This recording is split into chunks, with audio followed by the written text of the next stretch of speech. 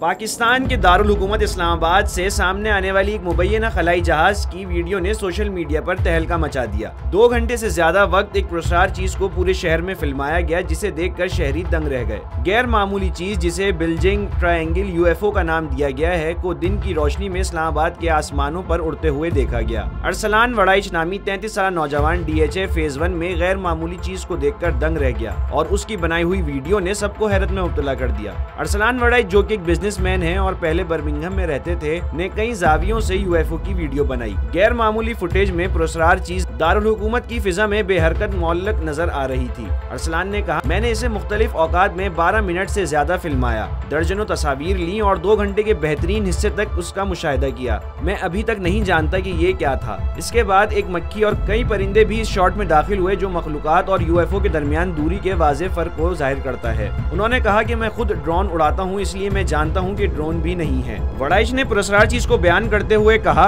कि दिखने में ये एक सियाह गोल चट्टान की तरह लगता था, लेकिन जैसे ही मैंने जूम किया मैं देख सकता था ये तकरीबन एक मुसल्लस की शक्ल में है, जिसके ऊपर पीछे की तरफ एक वाज़ेह बल्ज है। इस वीडियो ने यूट्यूब पर हजारों व्यूज हासिल किए हैं। साथ ही इसने एलियंस और UFOs के बारे में एक पुरजोश बहस को जन्म दिया है। एक सारिफ ने लिखा, रिकॉर्डिंग इंतहाई आला मेयार की है। क्या आपको एहसास है इस तरह की वीडियो कितनी नायाब है?